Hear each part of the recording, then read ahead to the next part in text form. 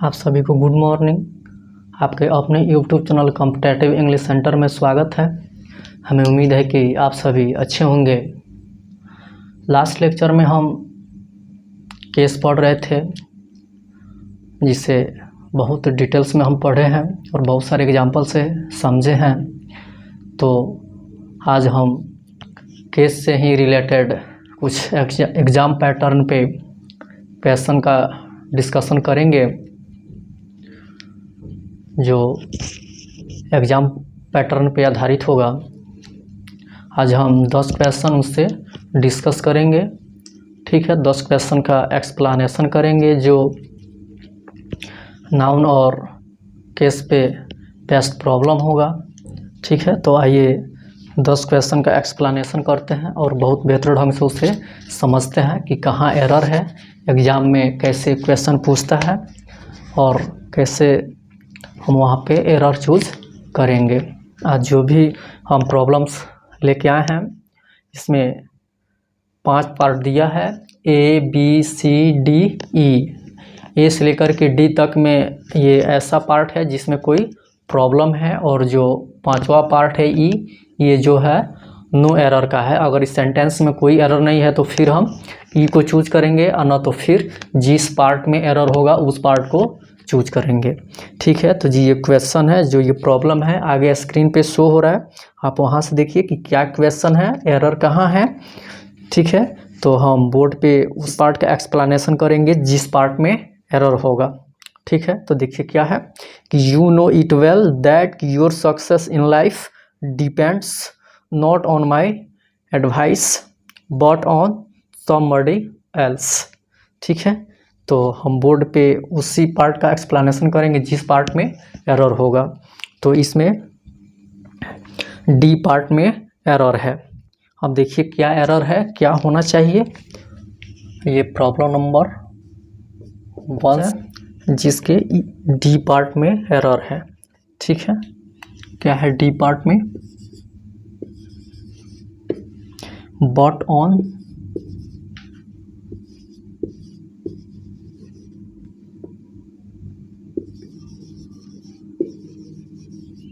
somebody else, ठीक है। ये प्रॉब्लम का कौन सा पार्ट है, ये प्रॉब्लम का डी पार्ट है। इसी पार्ट में क्या है, एरर है। अब देखिए एरर क्या है,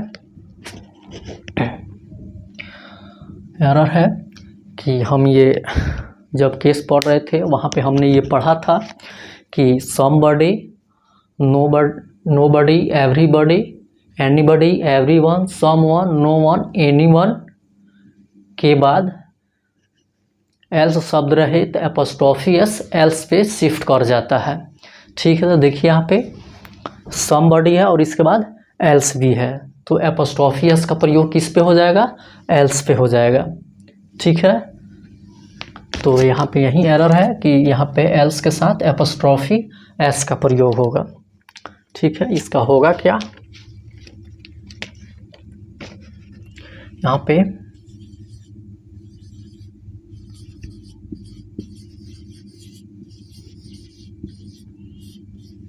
यही क्या है, इसी पार्ट में एरर है। यहाँ पे somebody else के स्थान पे क्या हो जाएगा, somebody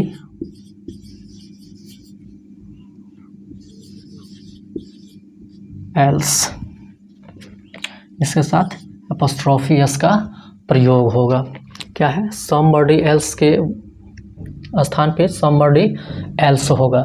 यहाँ पे else के बाद एडवाइस का रिपीटिशन हो रहा था, ठीक है, इसलिए यहाँ से एपोस्ट्रोफी एस के बाद एडवाइस को क्या कर दिया गया, अंडरस्टूड कर दिया गया है, ठीक है, वहाँ से हटा दिया गया है। यहाँ पे क्या होना चाहिए, somebody else एडवाइस। तो सेंटेंस में एडवाइस का रिपीटिशन हो रहा था, इसलिए वहाँ से एडवाइस हटा दिया गया है, ठीक है। तो आपको ये ध्यान रखना है, ये हम रूल्स में पढ़े हुए हैं कि somebody, anybody, everybody, anyone, someone, everyone, no one के बाद यदि else रहे तो एपोस्ट्रोफी एस का प्रयोग else पे शिफ्ट कर जाता है, ठीक है। तो वही हुआ है यहाँ पे। एल्स पे एपोस्ट्रोफी एस का प्रयोग होगा। इसी पार्ट में एरर था।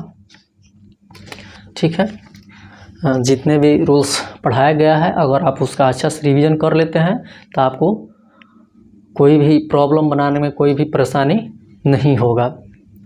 ठीक है,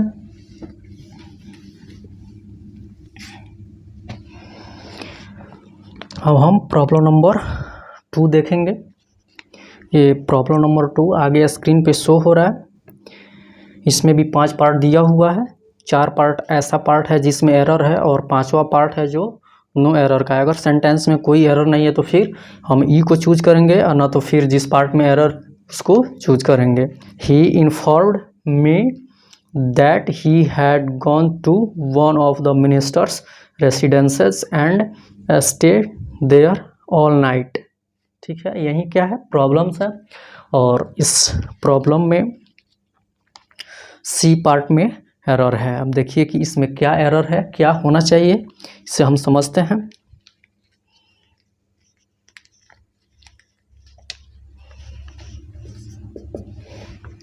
प्रॉब्लम नंबर 2 है, इसके किस पार्ट में एरर है, सी पार्ट में एरर है। ठीक है, क्या है सी पार्ट में कि one of the ministers residences,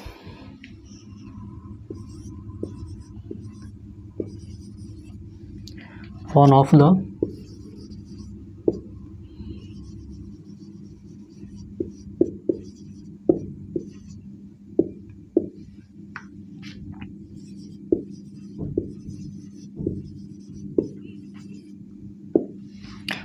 ministers residences, यही क्या है इसी पार्ट में एरर है और ये प्रॉब्लम का कौन सा पार्ट है, सी पार्ट है।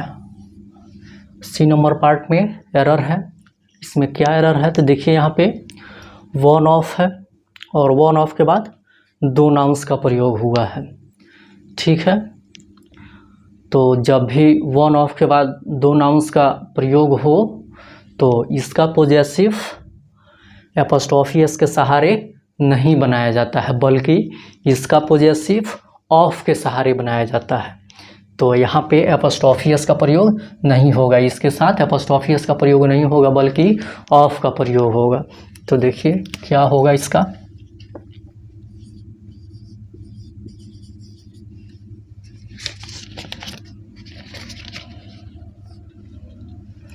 वन ऑफ द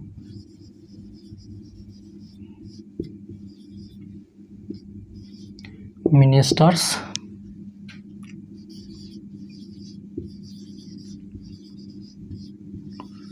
रेसिडेंसेस के बदले क्या होगा the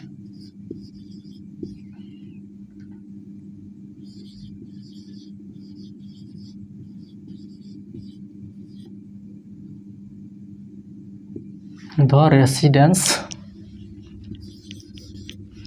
of one of the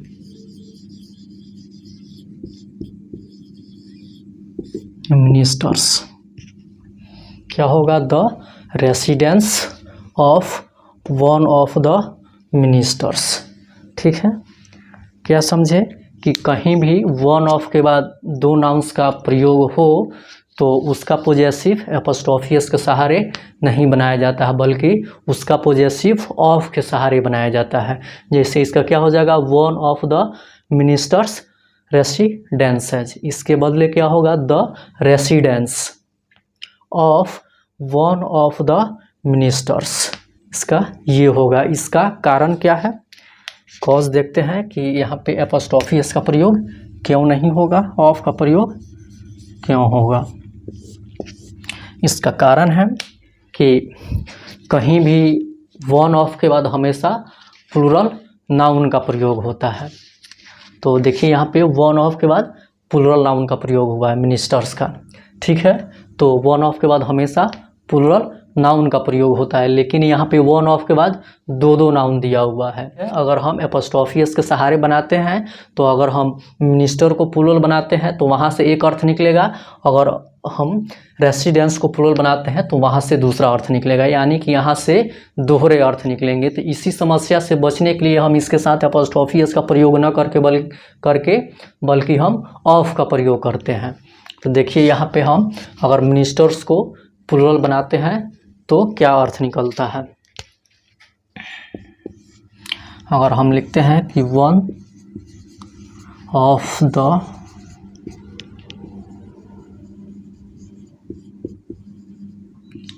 ministers residence,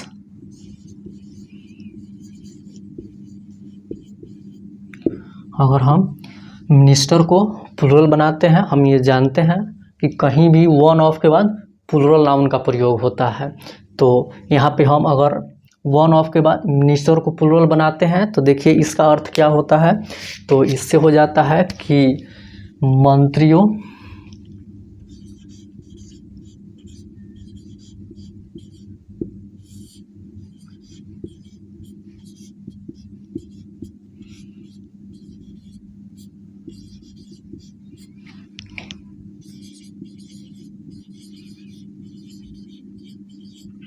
मंत्रियों में से एक का residence.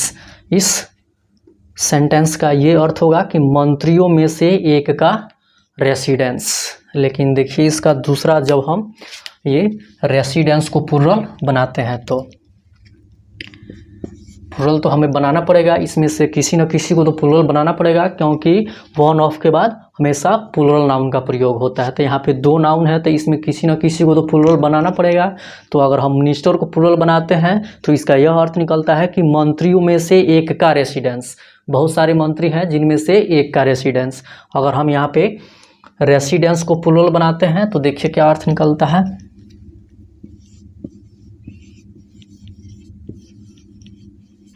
One of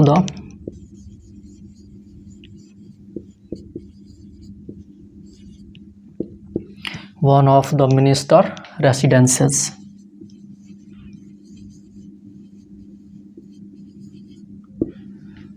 one of the ministers residences. देखिए यहाँ पे रेसिडेंस को प्लूरल बनाया गया है और यहाँ पे मिनिस्टर को प्लूरल बनाया गया है। जब मिनिस्टर को प्लूरल बनाया गया है तो यहाँ से मंत्रियों में से एक का रेसिडेंस अर्थ निकलता है, और जब हम रेसिडेंस को प्लूरल बनाते हैं तो देखिए इसमें से क्या अर्थ निकलता है।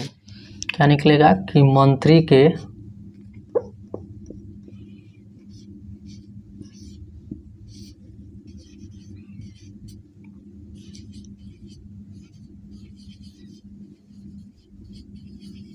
रेसिडेंसेस में से एक। इसका मतलब है कि मंत्री जी के बहुत सारे रेसिडेंस है, आवास है, जिनमें से एक।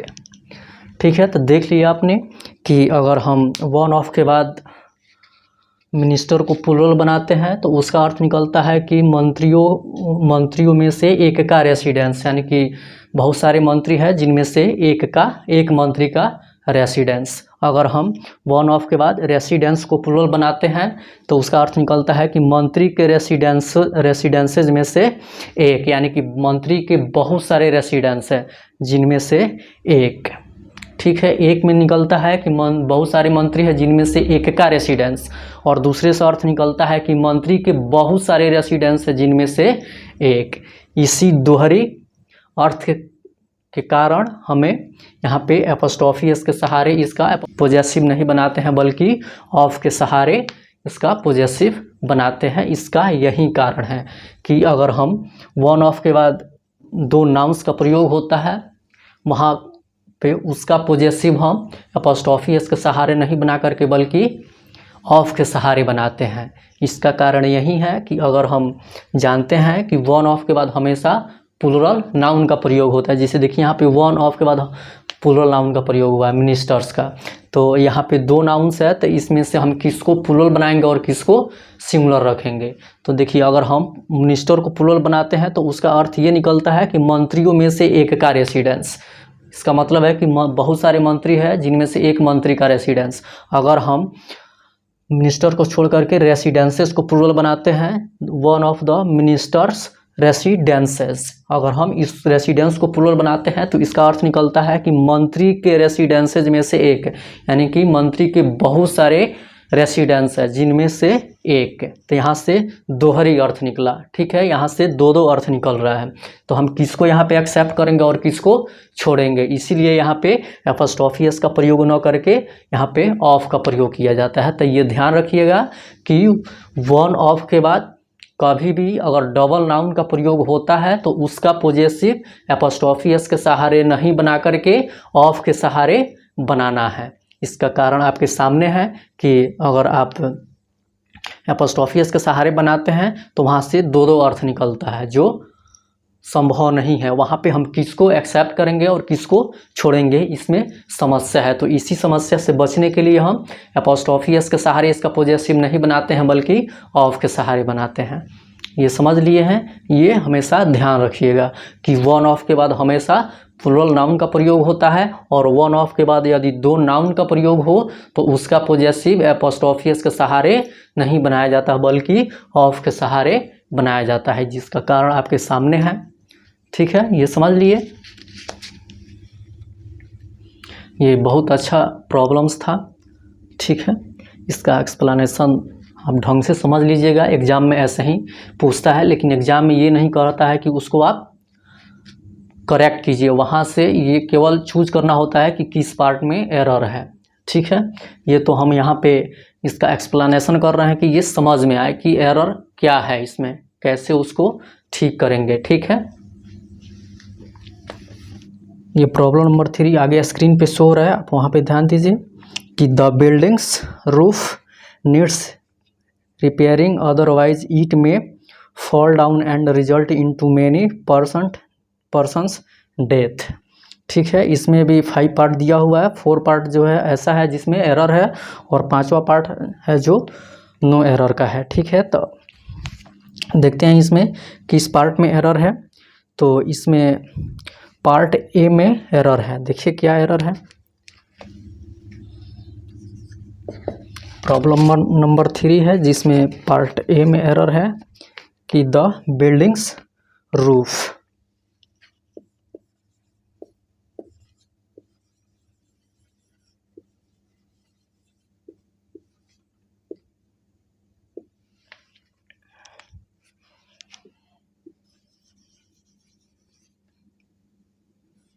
यही क्या एरर पार्ट है जो क्या है, ए है।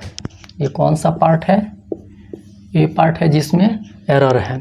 देखिए इसमें एरर क्या है, हम जानते हैं कि सामान्यतः निर्जीव पदार्थों के साथ एपोस्ट्रोफी एस का प्रयोग नहीं होता है। यहाँ पे बिल्डिंग के साथ एपोस्ट्रोफी एस का प्रयोग नहीं होगा। क्यों? क्योंकि यहाँ पे जो बिल्डिंग है ये क्या है, निर्जीव है, ठीक है। तो निर्जीव के साथ सामान्यतः एपोस्ट्रोफी एस का प्रयोग नहीं होता है। यहाँ पे क्या हो जाएगा, the roof of the building, ठीक है। क्या होगा इसका, the roof of the building, the buildings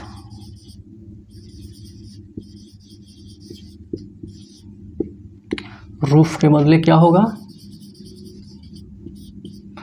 the roof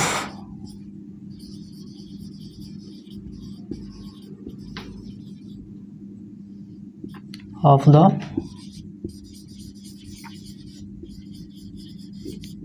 building. क्या होगा, the roof of the building, ठीक है। इसके साथ एपोस्ट्रोफी एस का प्रयोग नहीं होगा, यही एरर है, ठीक है। ये हम जानते हैं, ये रूल्स में पढ़े हुए हैं कि सामान्यतः निर्जीव पदार्थों के साथ एपोस्ट्रोफी एस का प्रयोग नहीं होता है। यहाँ पे बिल्डिंग जो है क्या है, ये निर्जीव, ठीक है। ये लाइफलेस थिंग्स है, ठीक है, नॉन लिविंग है, इसलिए इसके साथ एपोस्ट्रोफी एस का प्रयोग नहीं होगा। इसका पोजेसिव हमें ऑफ के साथ बनाना होगा। तो इसका क्या हो जाएगा, the roof of the building, ठीक है, समझ लिए। अब हम प्रॉब्लम नंबर 4 देखेंगे। 4 आगे स्क्रीन पे शो हो रहा है प्रॉब्लम्स। इसमें भी 5 पार्ट दिया हुआ है। 4 पार्ट्स ऐसा है जिसमें एरर है और 5वां पार्ट जो है नो एरर का है। तो देखिए ये 4 नंबर प्रॉब्लम्स क्या है कि I visited John's and Mary's house twice but found the couple absent। देखते हैं इस प्रॉब्लम के किस पार्ट में एरर है। इस प्रॉब्लम के बी पार्ट में एरर है। अब देखते हैं कि क्या एरर है। प्रॉब्लम नंबर 4 क्या है कि जॉन्स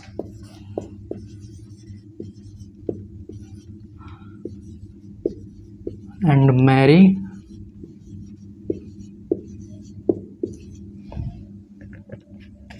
हाउस। ये प्रॉब्लम का कौन सा पार्ट है? ये बी पार्ट है जिसमें क्या है, एरर है। ये कौन सा पार्ट है? बी पार्ट है। और देखिए इसमें क्या एरर है। रूल्स में हम ये पढ़े हुए हैं कि यदि दो नाउन्स का सम्मिलित अधिकार किसी व्यक्ति या वस्तु पर दिखाना हो तो अंतिम वाले नाउन पे एपोस्ट्रोफी एस का प्रयोग होता है। ठीक है, तो देखिए यहाँ पे ये जो नाउन्स है यहाँ पे है कि जॉन्स एंड मैरीज हाउस। ठीक है, यहाँ पे आगे सेंटेंस में डी पार्ट में दिया है कि ये क्या है, कपल है। क्या है? ये कपल है। इससे ये स्पष्ट हो जाता है कि जो ये मैरी और ये जॉन जो है, जॉन और मैरी जो है ये क्या है, पति पत्नी है और दोनों का घर एक ही है।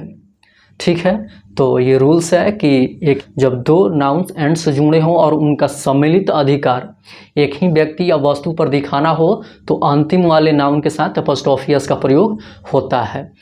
तो इस प्रॉब्लम के डी पार्ट में दिया हुआ है कि ये क्या है, कपल है। कपल का मतलब ये है कि ये क्या है, आपस में ये इनका रिलेशन क्या है, पति पत्नी का है। ये आपस में क्या है, पति पत्नी है। तो इनका घर भी एक ही होगा। तो इनका सम्मिलित अधिकार दिखाने के लिए क्या होता है कि अंतिम वाले नाउन के साथ एपोस्ट्रोफी एस का प्रयोग होता है।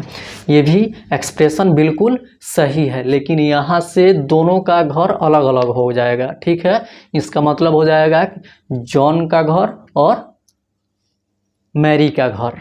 ठीक है, लेकिन ये सेंटेंस में आगे कह रहा है कि ये दोनों क्या है, पति पत्नी है। तो जब ये पति पत्नी है तो दोनों का घर एक ही होगा। तो दोनों का सम्मिलित अधिकार बताने के लिए अंतिम वाले नाउन के साथ ही एपोस्ट्रोफी एस का प्रयोग होता है। तो इसका क्या हो जाएगा,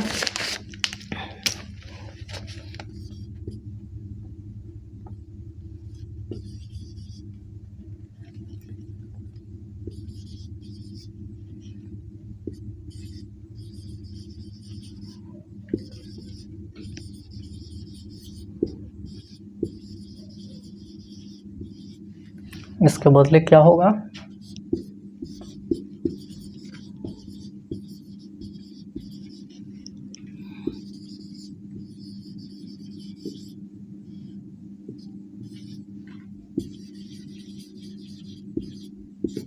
ये होगा जॉन एंड मैरीज हाउस।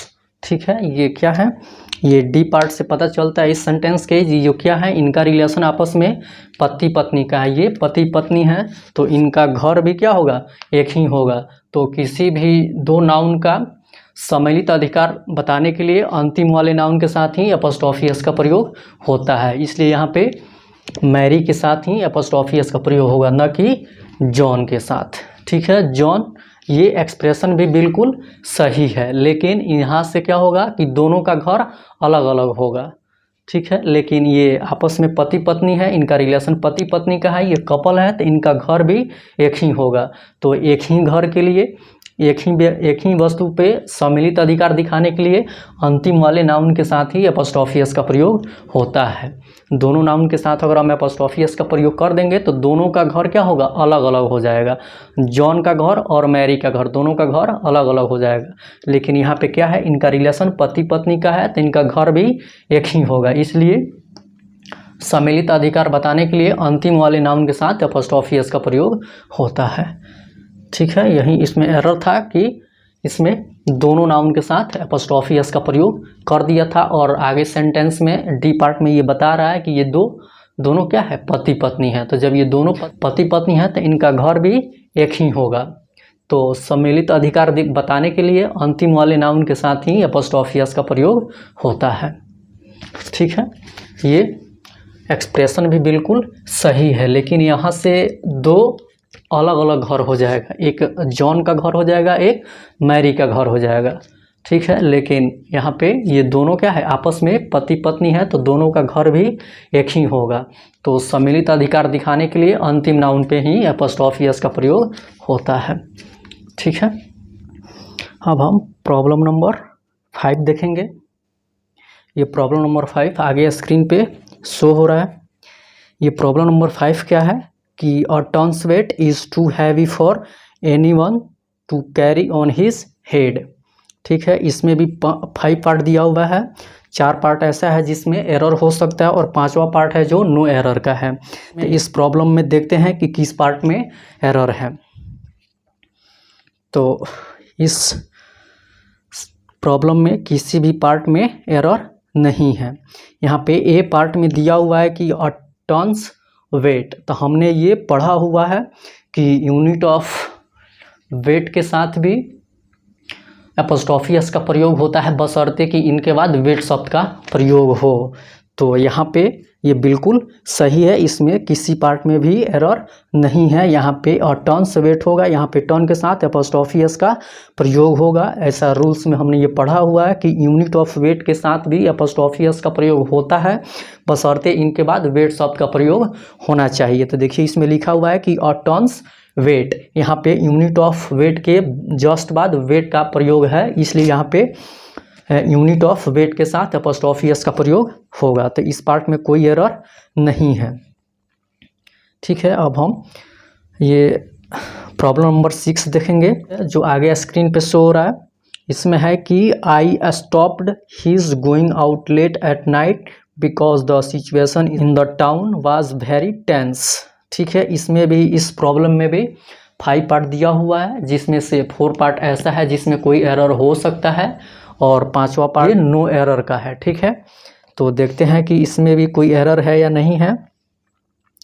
तो इस पार्ट में भी कोई एरर नहीं है। यहाँ पे बी पार्ट में देखिए कि दिया हुआ है हिज गोइंग आउट। ठीक है, यहाँ पे जो हिज गोइंग आउट दिया है,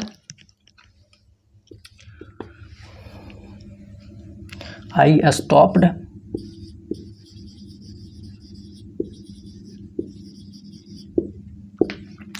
ही इज गोइंग आउट।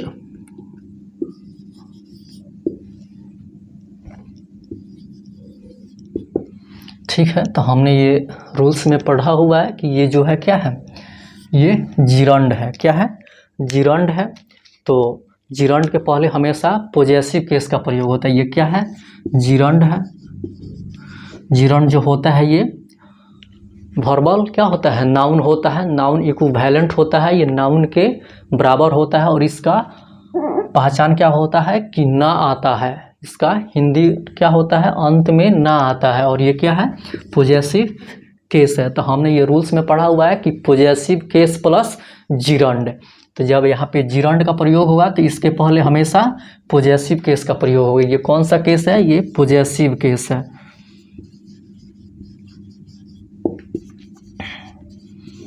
ठीक है, यहाँ पे ये जिरंड है, इसका क्या होगा, आई स्टॉप्ड, मैंने रोका। ही इज गोइंग आउट, उसका बाहर जाना। ठीक है, यहाँ पे क्या आ रहा है, जाना। गोइंग, गोइंग क्या है, यहाँ पे जिरंड है, और जिरंड के हमें पहले हमेशा पोजेसिव केस का प्रयोग होता है। तो ये बिल्कुल सही है, इस पार्ट में भी कोई एरर नहीं है। ठीक है, इसे हम रूल्स में पढ़े हुए हैं, इसमें कोई भी ऐसा प्रॉब्लम नहीं है जिसका सॉल्यूशन हम ये नहीं पढ़े हों। ठीक है, जितने भी हम केस में रूल्स पढ़े हुए हैं, अगर उतना हम कर लेते हैं तो हमको एग्ज़ाम में कोई भी प्रॉब्लम नहीं होगा। किसी भी प्रॉब्लम में हम जो एरर पार्ट होगा उसको आसानी से चूज कर लेंगे। ठीक है, और आसानी से वहाँ से हम खोज सकते हैं। इसलिए जितना भी हम लोग रूल्स पढ़े हैं उसको हम अच्छा से रिवाइज करें। ठीक है, तब जाके हम ये जो भी प्रॉब्लम्स में एरर दिए जाते हैं उसको हम आसानी से पहचान सकते हैं। ठीक है, देखिए अब 7 नंबर में हम 7 नंबर क्वेश्चन आगे स्क्रीन पे शो हो रहा है। देखिए ये 7 नंबर प्रॉब्लम क्या है कि he did not approve his son raising stupid question and thereby vexing the teacher. इसमें भी क्या है 5 पार्ट दिया हुआ है, 4 पार्ट ऐसा है जिसमें कोई एरर हो सकता है और 5वां पार्ट जो है नो एरर का है। तो इसमें देखिए किस पार्ट में एरर है, इसमें इस प्रॉब्लम में बी पार्ट में एरर है। देखिए क्या एरर है, ये प्रॉब्लम नंबर कितना है 7 है, जिसमें किस पार्ट में एरर है of his son rising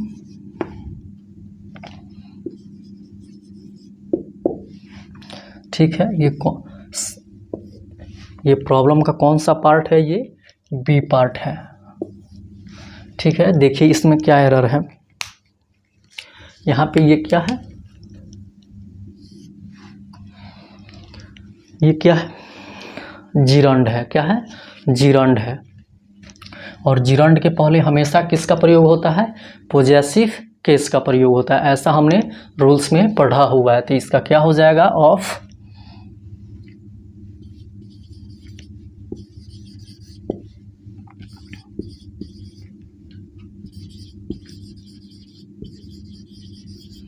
his raising, his son raising के बदले क्या हो जाएगा ऑफ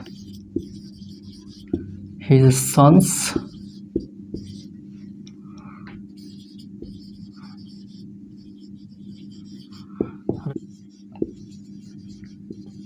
ये क्या है राइजिंग, क्या है ये जिरंड है, और जिरंड के पहले हमेशा पोजेसिव केस का प्रयोग होता है।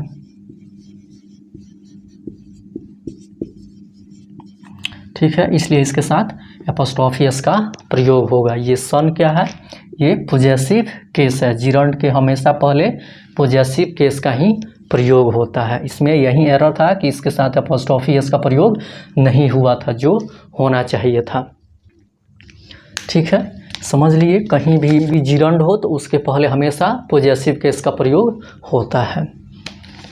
ठीक है, ऐसा हमने रूल्स में पढ़ा हुआ है कि ऑब्जेक्टिव केस प्लस पार्टिसिपल। अब पार्टिसिपल कितने होते हैं, तो 2 होते हैं, पास्ट पार्टिसिपल, प्रेजेंट पार्टिसिपल, और दूसरा रूल्स क्या था पोजेसिव केस प्लस जिरंड। ठीक है, और हमने ये पहचान भी पढ़ा था कि किसी भी वर्ब के अंत में आई जोड़ते हैं तो कब जिरंड होता है, कब मेन वर्ब का काम करता है और कब पार्टिसिपल होता है। वहाँ पे हम पूरे डिटेल्स में पढ़े हुए हैं, आप वहाँ से देख सकते हैं। ठीक है, प्रॉब्लम नंबर 8 देखेंगे जो आगे स्क्रीन पे शो हो रहा है। प्रॉब्लम नंबर 8 क्या है कि America's problems are however not so serious and awful as India. ठीक है, इसमें भी 5 पार्ट दिया हुआ है, 4 पार्ट ऐसा है जिसमें कोई एरर हो सकता है और 5वां पार्ट नो एरर का है। तो इस प्रॉब्लम में देखते हैं कि किस पार्ट में एरर है, तो इसके डी पार्ट में एरर है। अब देखिए क्या एरर है, ये क्वेश्चन नंबर कितना है 8 है, इसके डी पार्ट में एरर है। डी पार्ट क्या है, एंड awful as India। ये प्रॉब्लम का कौन सा पार्ट है, डी पार्ट है। कौन सा पार्ट है, डी पार्ट है। हम देखिए इसमें क्या प्रॉब्लम है। सेंटेंस में देखिए लिखा हुआ है कि अमेरिकाज प्रॉब्लम, यहाँ पे अमेरिका के प्रॉब्लम की तुलना भारत की प्रॉब्लम के साथ हो रहा है, न कि भारत के साथ। अमेरिका की प्रॉब्लम की तुलना किसके साथ हो रहा है, भारत की प्रॉब्लम के साथ, न कि भारत के साथ। तो यहाँ पे इंडिया के साथ एपोस्ट्रोफी एस का प्रयोग होना चाहिए, और एपोस्ट्रोफी एस के बाद प्रॉब्लम शब्द क्या रहता है, अंडरस्टूड रहता है। एक ही सेंटेंस में प्रॉब्लम का रिपीटिशन हो रहा है, इसलिए इंडिया के बाद जो प्रॉब्लम रहेगा वो अंडरस्टूड रहेगा, वहाँ से प्रॉब्लम को एपोस्ट्रोफी एस के बाद हटा दिया जाता है। ठीक है, तो इसका क्या होगा, इंडिया, इंडिया के बदले क्या हो जाएगा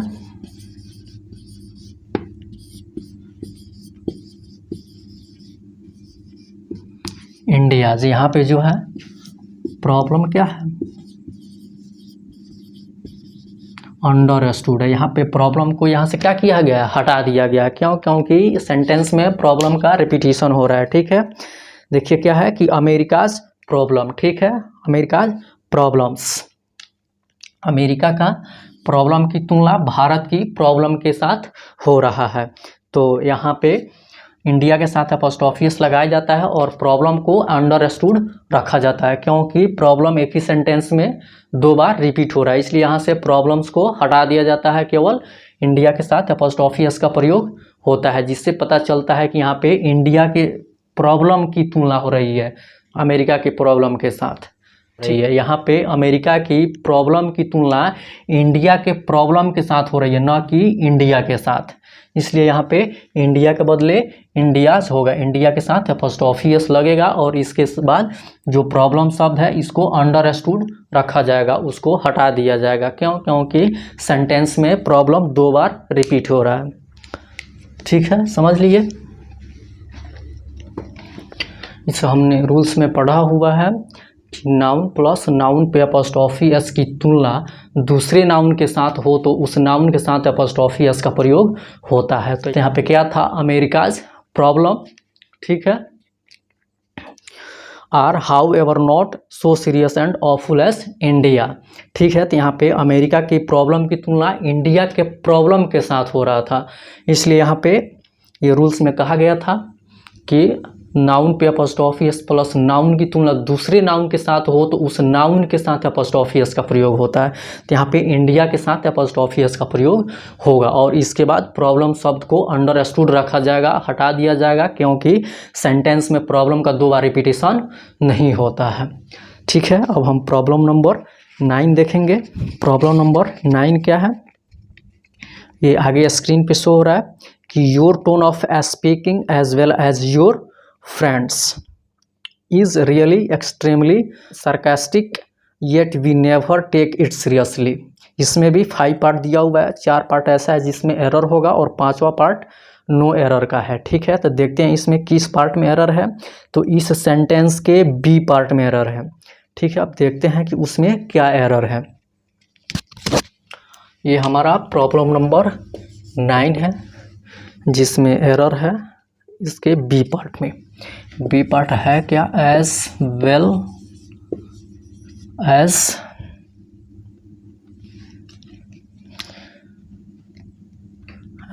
एज योर फ्रेंड्स।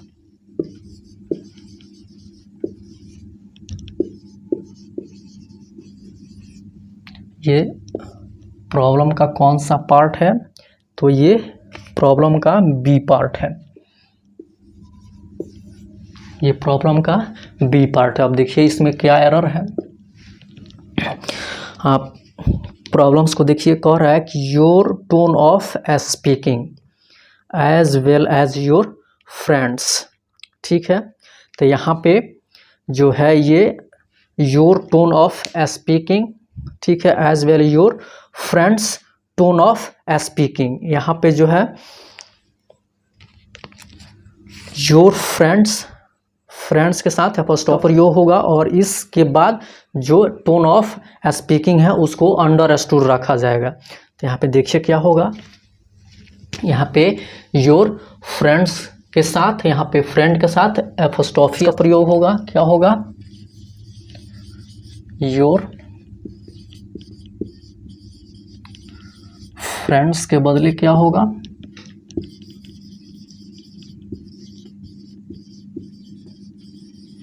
देखिए इसके अंत में एस लगा हुआ है तो इसके साथ हम केवल एपोस्ट्रोफी का प्रयोग करते हैं। ऐसा हमने रूल्स में पढ़ा हुआ है कि यदि कोई प्लूरल नाउन हो और उस नाउन के अंत में एस लगा हो तो उसका पोजेसिव केवल एपोस्ट्रोफी के साथ बनाया जाता है, तो इसके साथ एपोस्ट्रोफी का। ठीक है, यहाँ पे इस एपोस्ट्रोफी के बाद ये टोन ऑफ स्पीकिंग क्या हुआ है, अंडरस्टूड है, हटा दिया गया है, क्योंकि एक ही सेंटेंस में इसका रिपीटेशन नहीं हो सकता है टोन ऑफ स्पीकिंग का। ठीक है, तो यहाँ पे यही एरर था। ठीक है, यहाँ पे फ्रेंड्स के साथ एपोस्ट्रोफी का प्रयोग होगा। ठीक है, इस एपोस्ट्रोफी से पता चलता है कि यहाँ पे क्या है, your friends tone of speaking, यहाँ पे टोन ऑफ स्पीकिंग को अंडरस्टूड रखा गया है, हटा दिया गया है, क्योंकि एक ही सेंटेंस में 2 बार टोन ऑफ स्पीकिंग आ रहा है और उसका रिपीटिशन हो रहा है, इसलिए उसको हटा दिया गया है। ठीक है, तो आपको ये समझना है। ये जितने भी अभी तक प्रॉब्लम्स में एरर मिले हैं सब के सब हम ये जब ये केस पढ़ रहे थे उसमें हमने ये टोटल पढ़ा हुआ है, पूरे डिटेल्स में पढ़ा हुआ है। हम जितने भी अभी तक प्रॉब्लम की है उसमें से कोई ऐसा प्रॉब्लम में एरर नहीं था जिसके बारे में हम जानते नहीं थे, बशर्ते हमको उसको अच्छा से रिवाइज करना है। ठीक है, यहाँ पे क्या है, टोन ऑफ स्पीकिंग क्या है, अंडरस्टूड है, उसको हटा दिया गया है क्योंकि सेंटेंस में 2 बार रिपीट हो रहा था। ठीक है, अब हम प्रॉब्लम नंबर 10 देखते हैं। केस में जितने भी रूल्स नियम पढ़ाए गए हैं अगर उसका हम अच्छा से रिवीजन कर लेंगे तो एग्ज़ाम में जो भी क्वेश्चन पूछे जाते हैं वहाँ से हमें एरर चूज करने में कोई परेशानी नहीं होगा। जितना भी पढ़ाया गया है वो बहुत है। ठीक है, वहाँ से बाहर कुछ नहीं होता है। ठीक है, जितना भी पढ़ाया गया है उससे अच्छा से रिवीजन कर लीजिए। अभी आप जो भी क्वेश्चन देख रहे हैं ये एग्ज़ाम पैटर्न पे आधारित है, इसी टाइप से एग्ज़ाम में क्वेश्चन पूछे जाते हैं। तो अभी तक हमने जितना भी क्वेश्चन किया उसमें जो भी एरर था वो सब के सब एरर हम पहचान सकते थे अगर हम जो भी केस में पढ़ाया गया उसको अगर हम अच्छा से रिवाइज किए हैं तो। अब हम प्रॉब्लम नंबर 10 देखेंगे। प्रॉब्लम नंबर 10 क्या है कि the finance minister बोस्ट्स of improving the economic condition of the countries. ठीक है, इसमें भी 5 पार्ट दिया हुआ है, 4 पार्ट ऐसे है जिसमें एरर होगा और 5वां पार्ट जो है नो एरर का है। तो इसमें देखते हैं कि किस पार्ट में एरर है। तो इस प्रॉब्लम के हम डी पार्ट में देखते हैं कि एरर है। देखिए क्या एरर है। प्रॉब्लम नंबर 10 इसके डी पार्ट में एरर है। क्या एरर है, दो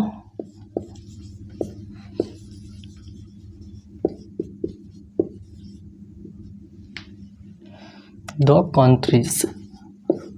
ये प्रॉब्लम का कौन सा पार्ट है, डी पार्ट है और इसी पार्ट में क्या है, एरर है। एरर इसलिए है क्योंकि यहाँ पे कंट्री के साथ एपोस्ट्रोफी एस का प्रयोग नहीं होगा। क्या है कि the economic condition of country, न कि कंट्रीज। यहाँ पे एपोस्ट्रोफी एस का प्रयोग इसके साथ नहीं होगा। ठीक है, इसका क्या हो जाएगा,